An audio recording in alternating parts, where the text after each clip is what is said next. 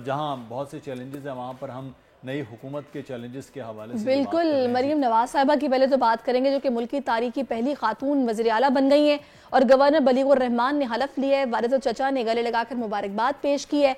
तो ऐवान के 220 अरकान का मरीम नवाज का उन्होंने इस्तकबाल किया, उन पर एतमाद का इजहार किया है। इसी पर बात करने के लिए नून लीग की सीनियर रहनुमा हैं ताहिरा औरंगजेब साहिबा, जो इस वक्त में ज्वाइन कर चुकी हैं। ताहिरा साहिबा, बहुत शुक्रिया आपके वक्त के लिए।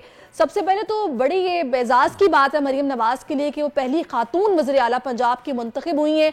ज़ाहिर है आप उनके करीब होती हैं, पार्टी में आप एक पोजीशन पे हैं। कैसा विजन आप उनका देख रही हैं, क्या सोच है इस वक्त मरीम नवाज की बतौर वज़ीर आला पंजाब? सबसे पहले तो मुझे बहुत खुशी हुई जब उन्होंने कहा कि सिंधी इत्तेहाद कौंसिल बाइकआउट कर गया, तो उन्होंने कहा मुझे खुशी होती कि वो बाइकआउट करके नहीं जाते, यहाँ शोर शराबा करते और यहाँ पे बैठ के अपना हक वोट का इस्तेमाल करते राना आफ्ताब के जिसके लिए भी, लेकिन वो हाउस से ना जाते।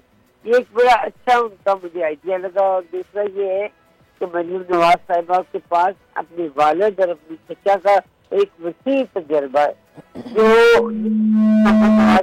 मिनिस्टर पंजाब बने, फिर उसके बाद शहबाज शरीफ साहब बने, तो मरियम ने अपनी बड़ी इब्तदाई उम्र में ये तमाम वाकयात हालात देखे और ये उसका एक तजर्बा जिंदगी का बनता चला गया।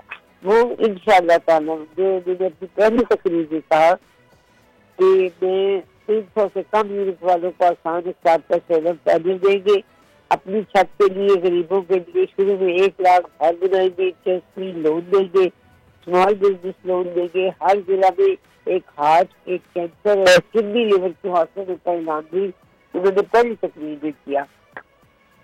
और इसके अलावा उन्होंने किसानों का रियायती जदीद मशीनरी और सारी तबके को सहूलियात का भी जिक्र किया। फिर घर बैठे जिन लोगों को जॉब नहीं मिलती, कारोबार के लिए वसाइल, नौजवान नस्ल को सीधी कर्जा, सूद फ्री कर्जा देगी।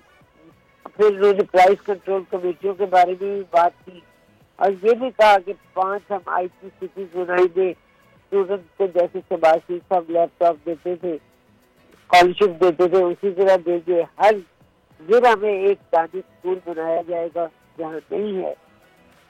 और ताहिरा औरंगजेब साहबा, बड़े जबरदस्त किस्म के ऐलानात कल नौमुंतखब वज़ीर आला की जानिब से थे, बड़ी एक मेच्योर किस्म की तकरीर थी उनकी।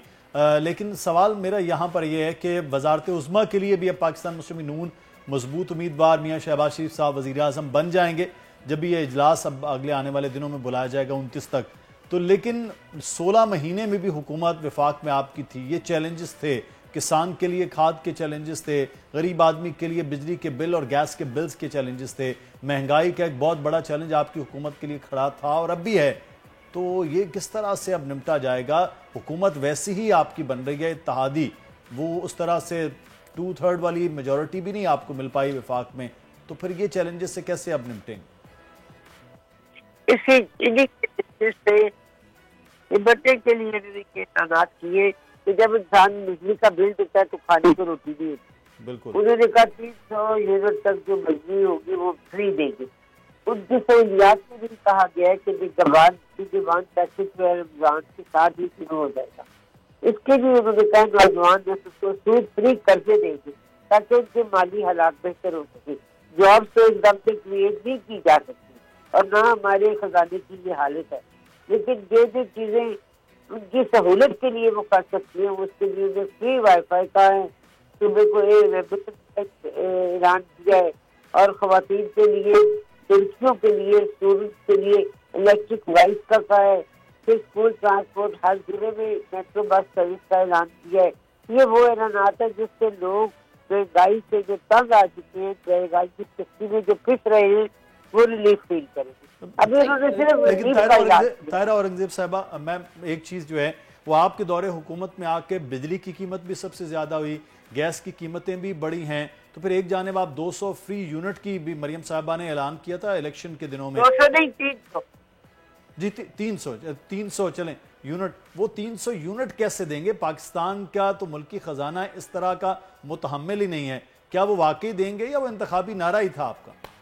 नहीं, ये इंतखाबी नारा नहीं था। ये वज़ीर आला बनने के बाद इन्होंने अपनी तकरीर में इसका फिर इरादा किया और ये खाली इलेक्शन के लिए नाराबाजी नहीं थी, आपने देखा माजी में नवाज शरीफ साहब ने जो कहा वो पूरा किया, शहबाज शरीफ साहब ने जो कहा उस पर अमल किया।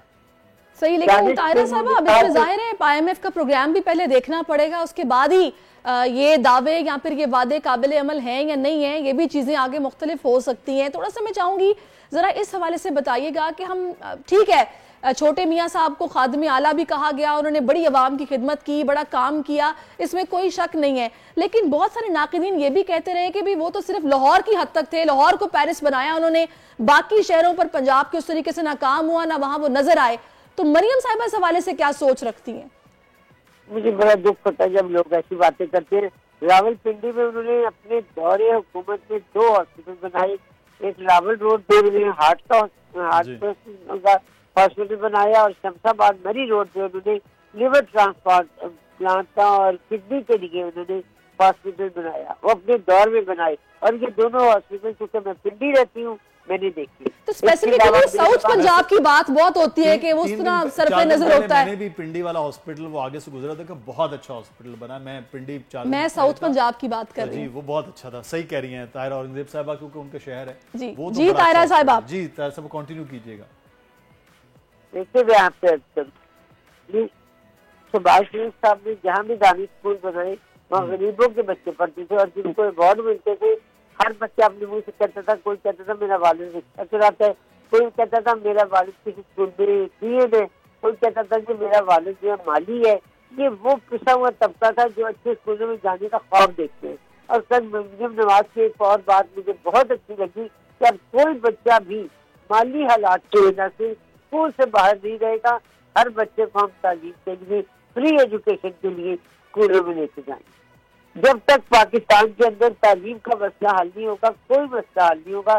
जब इंसान को शऊर मिलता है तालीम से, और जब बच्चे, छोटे छोटे बच्चे सड़कों पे भीख मांगते हैं, जब इशारों पे गाड़ियां रुकती हैं, तो बड़ा दुख होता है कि छोटे छोटे से बच्चे हैं, लेकिन जाहिर है उनके घर के हालात उन्हें मजबूर करते हैं कि हम जाके सड़कों पे भीख मांगे और आके वालिद और वालिदा जो घर होते हैं किसी वजह से माजूर है, बीमार है या गरीब है, जो भी है, उनका कुछ नहीं है, तो उनको जाके देते हैं। इन बच्चों का स्कूलों में जाना बहुत जरूरी है, क्योंकि ये बच्चे पाकिस्तान की आइंदा जवान होने वाली नस्ल है और एक ऐसी नस्ल है कि जिन्होंने अगर तालीम हासिल ना की तो पाकिस्तान इसमें तायरा साहिबा एक और चैलेंज जो कि मेरा ख्याल है कि जिसपे मरियम साहिबा की खास नजर होनी चाहिए, वो है सेहत का निजाम, खास तौर पर पंजाब में, क्योंकि मैं खुद इस चीज की विटनेस हूँ।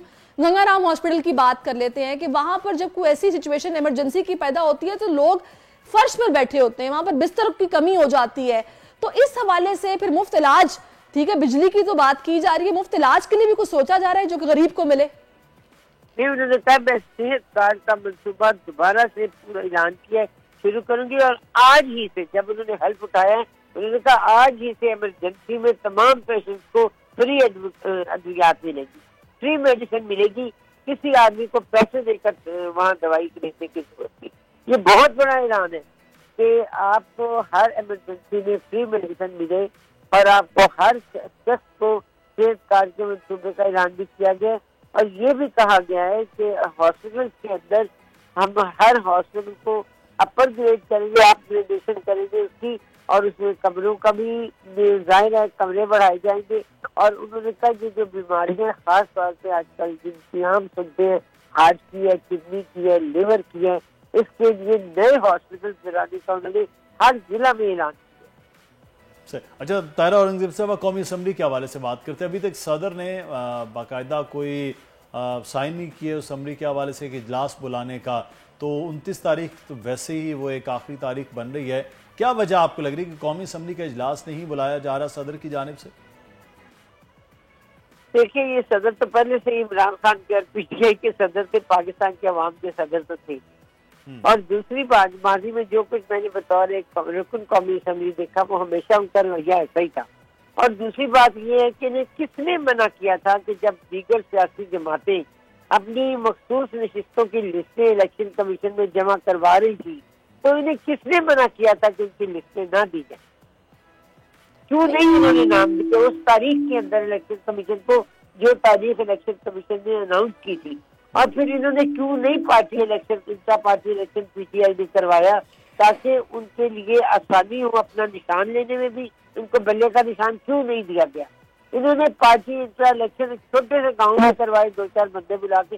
इसमें तो ताहिरा साहबा इलेक्शन कमीशन पे भी काफी तनकीद हो रही है कि उन लोगों ने भी उस तरह से नहीं बताया या फिर वो लाइल में रहे, कुछ ऐसी सूरत हाल भी हुई है। नहीं, कोई लाइल नहीं रहे। हर सियासी जमात को उन्होंने मैसेज भेजे, उन्होंने अखबारात में दिया, मीडिया में दिया कि ये तारीख आखिरी है, इस तारीख तक आपने लिस्टें जमा करवानी है। ये पता नहीं, मुझे नहीं समझ आई ये किस सोच में थे। इनकी अगर जमहूरी सोच थी तो इन्हें अपनी लिस्टें बर वक्त जमा करानी चाहिए थी। और सुन्नी इत्तेहाद कौंसिल में जब ये मर गई, अब देखिए ये अली अमीन गंडापुर साहब जो है आजाद हैसियत से इलेक्शन लड़ रहे हैं, क्योंकि अगर वो सुन्नी इत्तेहाद में ज्वाइन करके करेंगे तो वो इलेक्शन लड़ने के काम। अब वो KPK में वज़ीर आला का इलेक्शन आजाद हैसियत से लड़ रहे हैं। ये सब इनकी छोटी छोटी सी सियासी गलतियां, इसलिए वो भुगत भी रहे हैं इस वक्त। बहुत शुक्रिया ताहिरा औरंगजेब साहब हमारे पास। सब्सक्राइब करें और बेल दबाएं ताकि कोई खबर रह न जाए।